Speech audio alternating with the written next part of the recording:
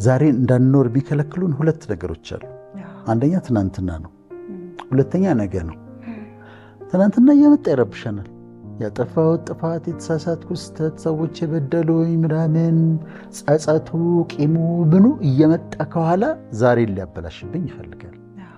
ስለ ነገ ማሰብና መጨነቅ ደግሞ እሱ ደግሞ ይረብሸኛል። ነገን ማን ነው የሚያውቀው?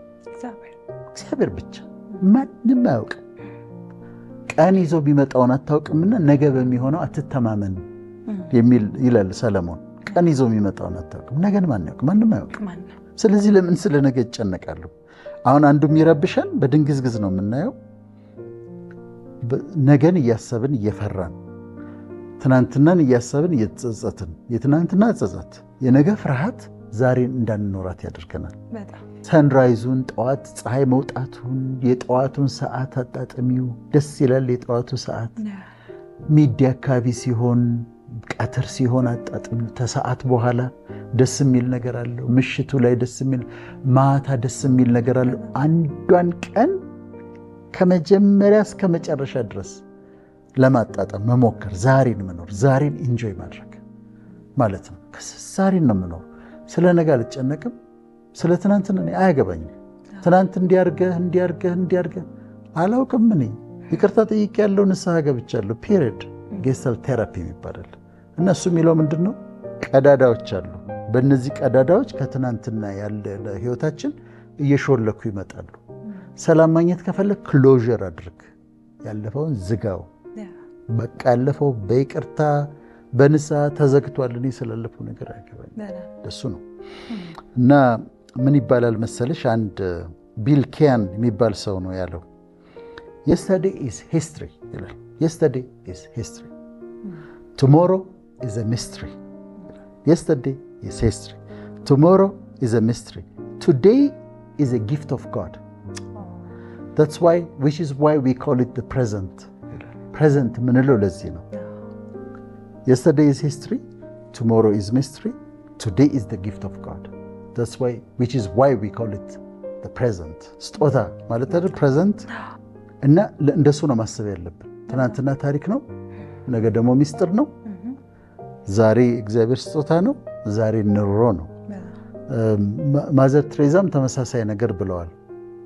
yesterday is gone፣ ትናንትና አልፏል። tomorrow ደግሞ ገና አልመጣም። ዛሬ ተሰጥቶናል። let's begin ይላሉ። እንጀምር፣ ዛሬ እንጀምር ይላሉ። እና እያንዳንዷን ቀን መኖር፣ ስለ ትናንትና ለመጸጸት፣ ስለ ነገ ለመጨነቅ፣ ይሄ ማለት ነው። የሰው ልጅ ዴስቲኒ ምንድን ነው? ወዴት ነው የሚሄደው? የሰው ልጅ የሚሄደው ወዴት ነው? ይሄድና ከዚህ ዓለም ድካም አረፈ ተብሎ ዜና ይሰራል። አረፍኩኝ።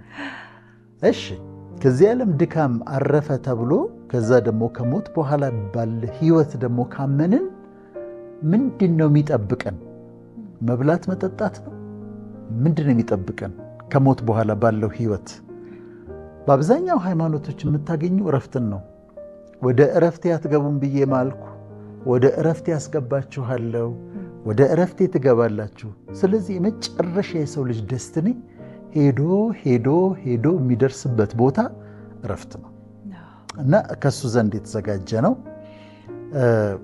እኛ ግን ዛሬ የፈለግነው እየኖሩ ማረፍን ነው። እረፍትን ሰው ይወዳል። እኔ ክሊኒክ ስሰራ ፔሸንቶች ላይ፣ ታካሚዎች ላይ በጣም የሚያስደስት ነገር የምታገኘው አሁን እንዲህ ያለ ስለዚህ መድኃኒት አዝዤልሻለሁ እና ደግሞ 1 ሳምንት ታርፊያለሽ። በቃ ትልቅ ደስታ። 10 ቀን እረፍት ሲባሉ በጣም ደስ ይላቸዋል። አውሮፓ ስትሄጂ ዊኬንድ በጣም ነው የሚወዱት። አርብ ማለት አሁን እንደዛ ፕሮግራማችን የሚተላለፈው አርብ አይደለም? ከአርብ ተሰዓት በኋላ ጀምሮ ትልቅ ደስታ ነው። ለመሰለሽ ቅዳሜና እሑድ ስራ የለም፣ እረፍት ስለሆነ ነው። አርብ ሲመጣ እኮ እንኳን አደረሰ ይባባላሉ። እንኳን አደረሰ ሃፒ ፍራይዴ ብለው ይላሉ። ደስ ይላቸዋል። በጣም ዊኬንድን ይወዳሉ። ስለሚያርፉበት ነው። እነሱ ሀብታም ስለሆኑ ዊኬንድ ብዙ አይሰሩም። ቬኬሽን ከተባለም ደግሞ ቬኬሽን ከተባሉም በጣም ደስተኞች ናቸው። ስራ ሁሉ ዲል ሲያደርጉ ቬኬሽን መኖሩን ቼክ ያደርጋሉ። እኛም ሀገር ካሌንደር የሚዘጋቸው ቀኖች አሉ አይደለም? ተማሪዎች ደስ አይላቸው? በጣም ደስ ይላቸው። እኔ ራሱ ተማሪ ያለው አስታወስኩኝ እንዴት ደስ እንደሚለኝ። አዎ በቃ ካሌንደር የሚዘጋቸው ቀኖች ተወዳጅ ቀኖች ናቸው። ለመስሪያ ቤቶችም ያው ለሰራተኞች ያችን ቀን ለረፍት ስለሚል፣ ስለዚህ ቤዚካሊ ረፍት እንወዳለን በጣም። እኛ ግን ዛሬ የምናነሳው ሐሳብ እየተናገርን ያለነው እረፍት ምንድን ነው?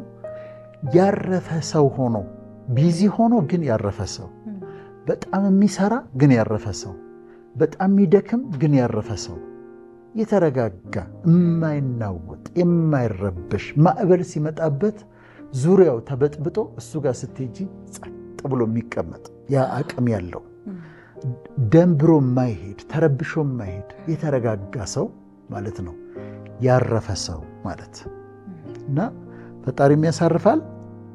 ሰው ደግሞ ዕውቀቱ ካለው እኛ አሁን እንደምናደርገው በዛ ዕውቀት መሰረት ያረፈ ሰው መሆን ይችላል። የማይረብሽ የማይታወቅ ሰው መሆን ይችላል ማለት ነው።